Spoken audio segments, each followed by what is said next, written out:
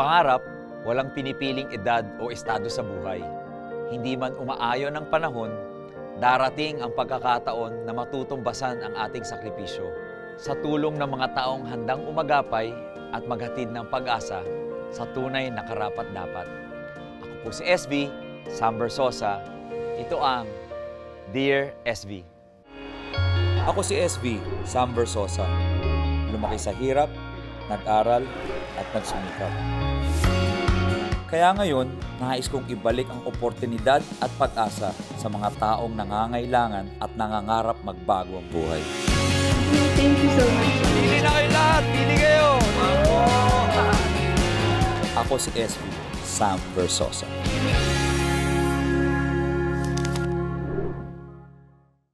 Pagod man ang katawan, masigla pa rin ang 96 years old na si Lola Rosa.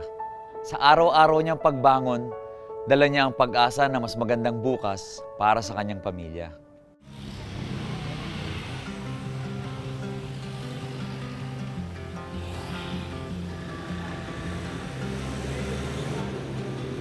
Nandito tayo ngayon sa may Menjola. Mamimit natin si Lola Rose. Nagbebenta ng mga accessories, mga kwintas, bracelet, mga lalagyanan ng mga abubot. At kikilalanin natin siya ngayong araw. Pansin nyo, napakainit. Alas 12 ng tanghali, nandito siya sa kalye, nagbebenta.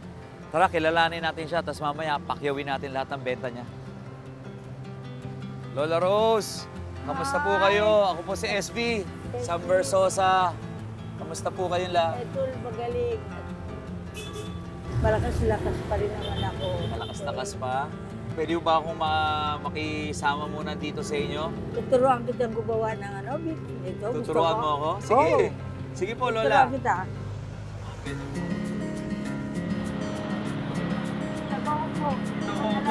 Lola, tanong ko, paano nyo natutunan gumawa ng mga ganito? Yung pagde-design ng mga bracelet at mga kwintas? Ako ay nag-aral sa panahon ni Mayor Atienza.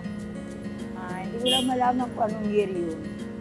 Nang matuto na akong gumawa, iniisip ko, pero wala naman akong materials na gagawin ko. May nakapagsabi sa akin dito sa DSWD, namimigay ng pera. Noong November 21, nag-apply ako, pumasado agad ako.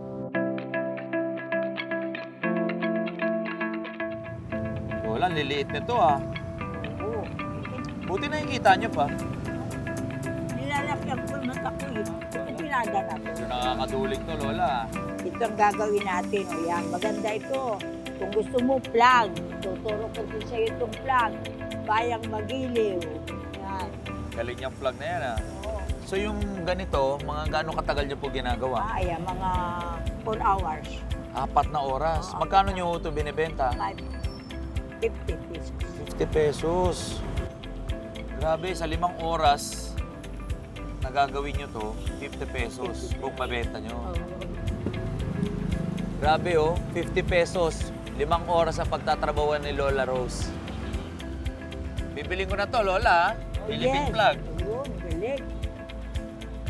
Kung nakatapos ka na ng... Taga lang, ito, pang-anim. Yan. Lola, nakapagtapos ka ba ng pag-aaral? No, grade 6 lang. Grade 6 lang. Kasi may hapon pa. Ha? May hapon pa ako ng daan. Umabot ka sa panahon ng hapon? Yes, oo. Saglit akong napaisip nang mabanggit ni Lola Rose na naabutan niya ang panahon ng hapon. Sa loob-loob ko, ang mga kagaya ni Lola Rose, may ituturing na ring haligi ng ating kultura at kasaysayan at nararapat lang na pahalagahan. Sa puntong ito, mas lalo kong nasabik na kilalanin pa siya lalo. Ang pangalan ko ay si Flory Rose Sadiwa Talastas, 97 years old.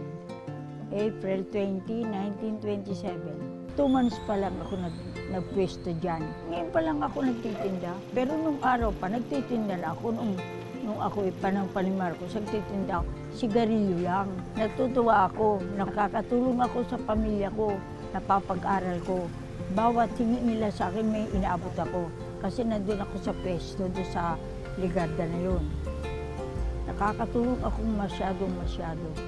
Kaya pag wala na silang pera, pag may project sila, lalapit siya, nanay, kailangan mo ang pambili ng gano'n, lahat. may inabot agad ako kasi may kinikitan ako eh. Tubong Marinduque si Lola Rose at sa hirap ng buhay, napadpad siya sa Maynila para makipagsapalaran. Dito na rin siya nakapangasawa. Ang anak ko ay may asawa, 5 ang kanyang binubuhay. May gatas, may pampers. Kuminsan, sa akin pa nahingi, nanay, meron ka ba diyang kunting pera? Walang gatas itong baby. Dahil yung asawa niya nagtatrabaho as a vendor. Tinutulangan ako ng aking anak sa una. Yung aking panganay nasa Montalban. 7 lalaki ang kanyang anak, 1 ang babae. Puro may mga apo, may anak-anak na. Kaya ang apo ko, 35. Lahat-lahat yan. At yung isa kong babae nasa Marikina. Nag-udyok po sa akin ng pagtitinda para makatulong at makatapos ang aking 2 apo. At ganoon din po yung pagkakain namin, yung hindi na kami maghihingi sa mga kapitbahay para kami puluwi, para makatapos sila. At para hindi naman sila kawawa pag ako'y namatay na. Meron silang patutungan magandang kinabukasan.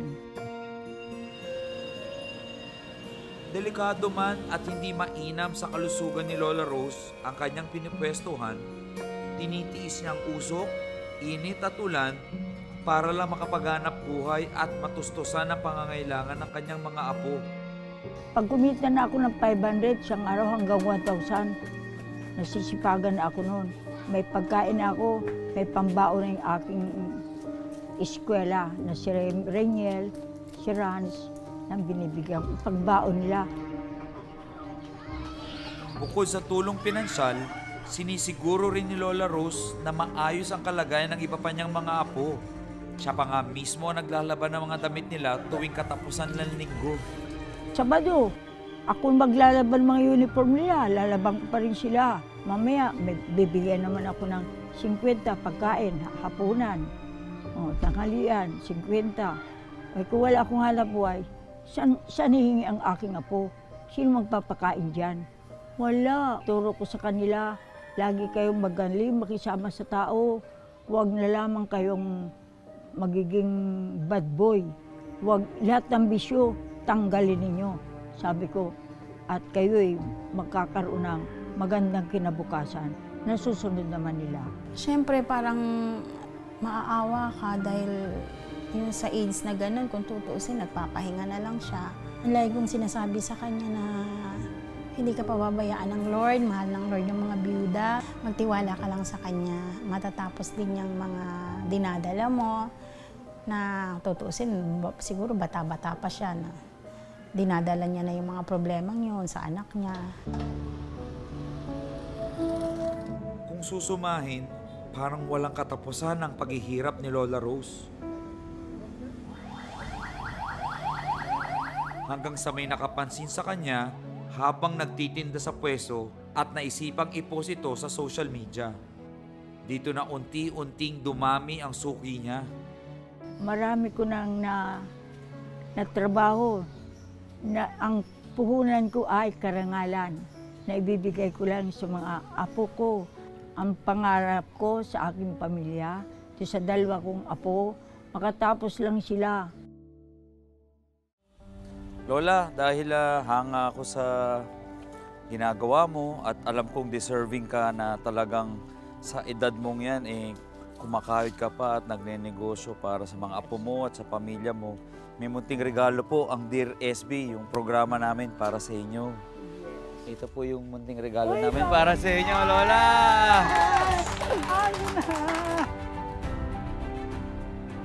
Dito lang yan sa Dear SB.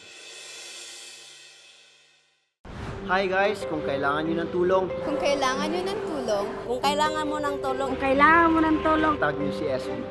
itag nyo si SB. itag mo si SB. Tag nyo si SB.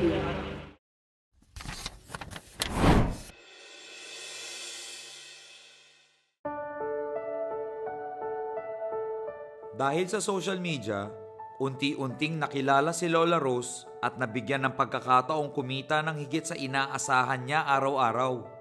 Naging malapit rin sa kanya ang mga suki niyang estudyante, pati na ang mismong nag-upload ng post. Minsan po, dinadalan ko siya ng pagkain, mineral water pag sobrang init. Tapos bumibili din po ako ng mga tinda niyang mga beadworks. More than yung awa po, mas nangibabaw po yung admiration for nanay. Pero at the same time, nandun po yung lungkot and disappointment na walang enough support para sa mga katulad ni nanay. Sadyang mabuti ang puso ni Lola Rose at tanging pasasalamat lang at ngiti ang isinusukli sa mga tumutulong sa kanya. Ngayon, sa panahon ngayon, maligayang maligaya ako.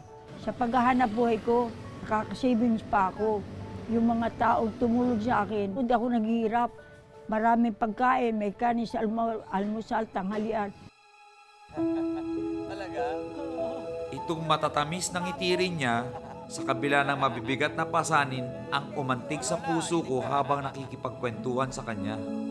Lola, alam mo ba na may mga benepisyo yung gobyerno para sa mga may edad na katulad mo, 96 na magwa 100 na, alam mo ba yung may mga benepisyo binibigay dahil sa kontribusyon mo sa bansa at pagiging inspirasyon mo sa mga kabataan tulad namin? Kaya lang, paano ko matatanggap yun? Kailangan ng gobyerno ay complete na ebidensya. Mayroon ka birth certificate. Wala akong birth certificate. Wala po? Pumunta ko sa LHO, late registration. Pumunta ka to sa probinsya ninyo. Lola, huwag kang mag-alala doon sa pagpunta mo sa probinsya mo. Kami po sa Dear SB, tutulungan ka namin makakuha ng birth certificate mo. Gusto mo ba yon? Yes, gusto. Para lahat ng benepisyo ng pagiging centenarian, makuha mo. Pero bago tayo pumunta ron, lahat ng paninda mo, papakyawin ko na. Okay, Lola? Yay! Ay, aligaya ko.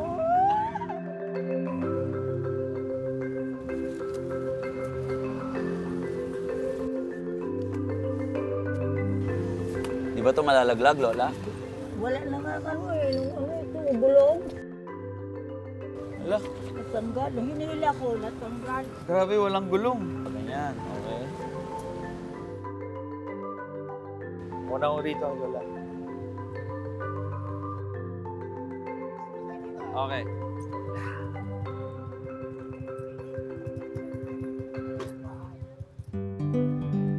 Excited na si Lola.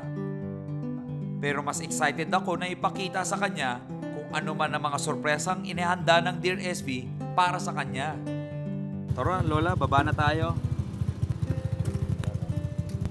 Dadali ko to? Wag na, binili ko na yan, Lola. Akin na yan. Tara, Nay.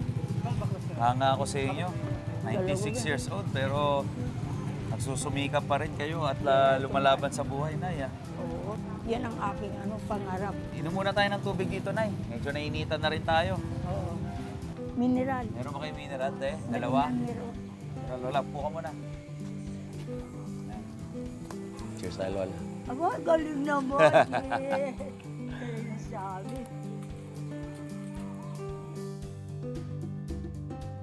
Magkano ba yung pinakyaw ko kanina, Lola? Ay, ibang Ako, kukumpit mo pa yun. 1,000 lang yata yun. 1,000 pesos lahat yun. Ay, nako. Hala. Kahit araw-araw ko palang pakyawin yung mga paninda mo. Lola, dahil hanga ako sa ginagawa mo at alam kong deserving ka na talagang sa edad mong yan, kumakahit ka pa at nagnenegosyo para sa mga apo mo at sa pamilya mo. May munting regalo po ang Dear SB, yung programa namin para sa inyo. Yes. Ito po yung munting regalo namin para sa inyo, Lola! Ito po. Ito po, Lola, mga bagong raw materials. Naiyak ako. Ang iyak ko'y kagalakan. Sobrang dala ko sa inyong lahat. Lola, tignan mo muna yung bago mong stroller. Ito! Asan? Bagong stroller mo, inuupuan mo. Ay, oo nga. Tignan mo naman yung bagong stroller mo. May upuan, Ay, may galing. lalagyanan. Hindi ka na sa balde maglalagay. Ay, galing. Dito ka na sa stroller maglalagay, oh. Ay, ang galing naman. May bag. Ngayon, 6 na yung gulong, Ang Lola. galing Pag na-flat naman. yung isa, meron pang reserva. Di ba? Ang galing-galing At syempre, naman. Lola, Sarap. gusto ko, pag uwi mo, dahil pagod ka sa trabaho, 9 hours ka sa labas, hindi pa kasama yung biyahe mo, pag uwi mo, may regalo pa kaming bagong kutsyon at unan para sa'yo. Para mas masarap ang pahinga mo. Tutulog agad ako? Pahinga lang. Oo, kala ko tutulog. Ang ganda-ganda. Makakatulog ako nito. Oo naman. Sobrang sarap. Bago. Bago, Tas Lola, bago. Ang galing. Kailangan... Lola, ito regalo ng Dear SB para sa inyo. Ayun, Pero mama. para sa pamilya mo, para meron kayong kakainin. For the next month, meron kayong grocery package. Ayun, Lola, oh. Surprise talaga ito. Hindi ko alam na mangyari sa akin to. Para mas dumami pa orders mo. At para malibang ka habang wala kang ginagawa, may regalo pa kaming bagong cellphone para sa'yo! Para mapanood mo rin kami sa internet. Ito ang pangarap ko. Bukas sana bibili nga ako. Sabi ko kay Sister Gin, Gin, wala tayong cellphone. Di natin makontak yung ating mga ano.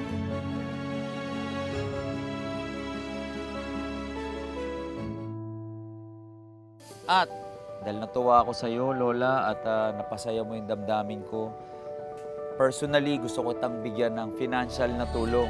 Bibigyan kita ng... Ay! Okay ba yun? Okay, okay, Ha? okay. Secret lang natin yun, ha? Secret day, oo. Ay! Yes. Ay, yes, sir. Yes, sir. Ayan po. Negative po ang sabi po dito.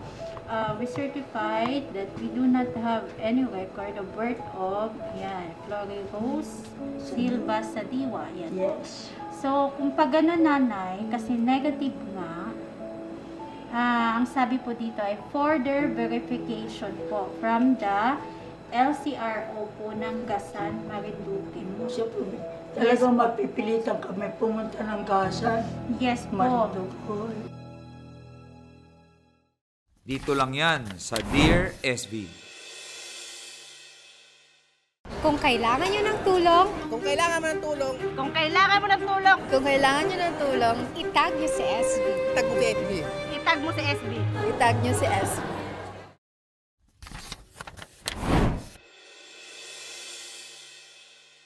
Ito po yung regalo namin para sa inyo, Lola. Napakagaang sa pakiramdam na makita kung gaano kasaya si Lola Rose. Sa dami na natanggap niyang regalo ngayong araw, si Lola napasayaw na sa sobrang tuwa. Pati ako nakijoin na rin. Pero hindi pa natatapos yan, Lola, dahil sabi ko nga, kanina pangarap mong magkaroon ng birth certificate para makuha mo lahat ng benepisyo mo pag naging centenarian ka, pag naging 100 years old ka. Tutulungan ka na rin namin makapunta doon sa probinsya mo at makuha yung mga documents at birth certificate mo. Nakita ko yung pamilya ko. Ayun. At tagal na, sa 20 years na, 20 years na.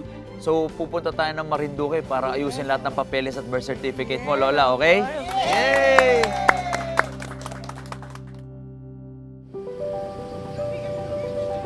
Bago magtungo sina Lola Rose at ang aming team sa Marinduque, hiningi muna namin ang tulong ng Philippine Statistics Authority para kumustahin ang status ng birth certificate niya. Ayan, ito na sa yung birth certificate for the verification. So, ayan po. Negative po ang sabi po dito. We certified that we do not have any record of birth of Flori Rose Silva Sadiwa. Yan po. Yes. So, kung pag gano'n nanay, kasi negative nga, ang sabi po dito ay further verification po from the LCRO po ng Gasan, Marinduque. Talagang mapipilitan kami pumunta ng Gasan. Yes po. Marinduque.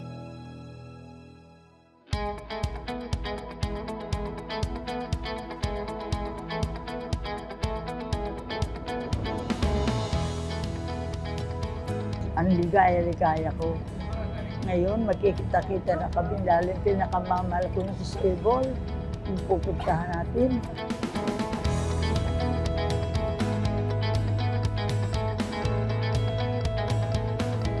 Para maasikaso kagad ang mga papeles para sa birth certificate ni Lola Rose,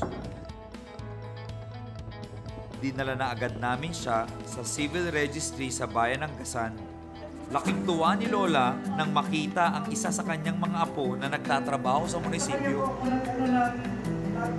Board exam sa bed. Kapatid po ni Tabal.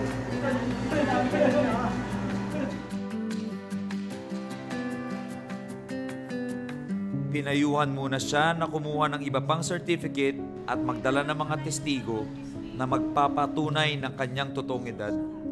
Mapunta po kayo lula sa simbahan. Ipatrace po ninyo yung mga kapatid from the eldest to the youngest para makita natin yung date of birthday natin. Marehistro po natin yung tama.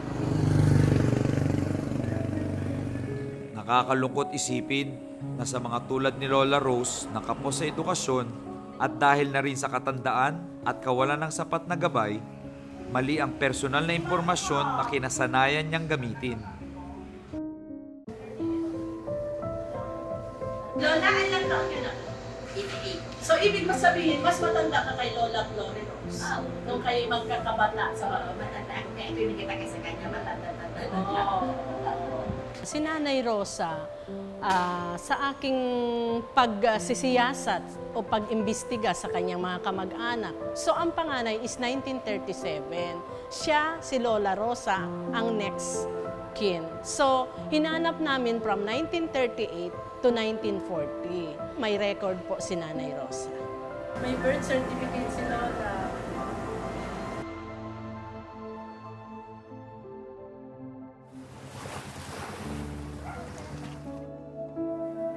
Nang makita nila ang aking record, mali ang aking record na dala-dala dito tama sa Marinduque. Kaya lang mali pangalan, spelling. Okay na rin yun, basta't nakaregistered ako. Nang nalaman ko hindi ako 1927, parang ako nasaktan. Imbis na ako magkakaroon ng centennial, bumaba, mag-iintay pa ako ng dapat na taon para sa akin. Para sa akin, normal lang na madismaya si Lola Rose sa kanyang natuklasan. Dahil ang perang inaasahan niyang makuha pagtungtong ng 100 taon ay matagal-tagal pa niyang makukuha. Pero sisiguraduhin naming masaya pa rin siyang uuwi sa Maynila. Bitbit ang masasayang alaala kasama ang kanyang pamilya. Magpagaling ka, kapatid ko. Ikaw lang pinakamahal kong kapatid eh. Hindi na ko pumunta, ikaw naalala ko.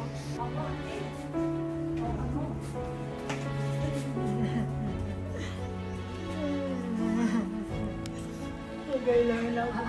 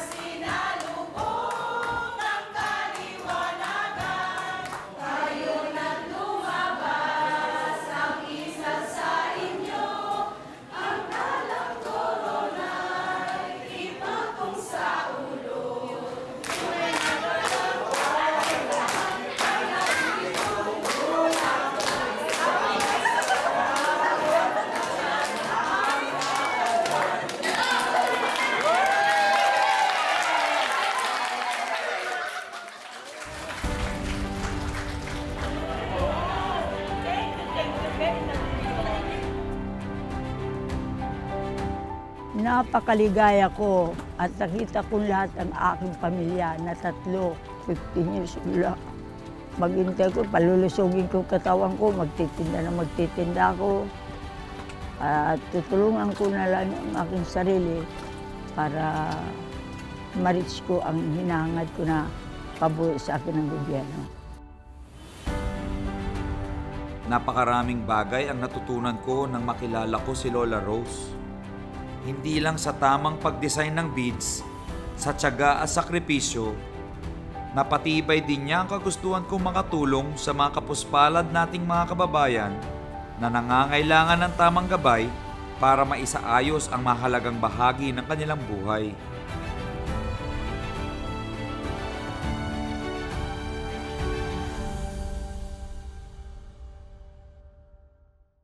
Nadismayaman si Lola Rose nang malaman ang tunay na edad, nagpakita pa rin siya ng pagiging positibo at puno ng pasasalamat sa lahat ng biyayang natanggap, bagay na sana'y matutunan nating lahat. Si Lola Rose ang patunay na habang may buhay, may pag-asa. Umabot ka man ng ilang dekada, kapag buo ang pangarap mo, lahat posible. Muli, ako po si SB, Sam Versosa. Kung meron kayong mga kahilingan para sa inyong sarili, kamag-anak, kaibigan o kakilala, ba't di nyo ako sulatan? Ito ang Dear SB. Ngayong araw, kikilalanin natin si Tatay Randy. Nilalangoy niya yung dala niyang ice cream para ibenta sa mga turista. Ako po si SB. Pareho kayong lumalangoy sa dagat. Yung mga pinipig na binibenta ni Tatay. 2, 3, 4. Kaya ko ba ito, Tay? Kaya pa yan, sir. Nakakita na tayo ng mga unang customer na pagbibenta. Bigay ng flavor, mga bata. Sobrang pinabilib mo ko. Meron pong regalo ang Dear SB para sa inyo.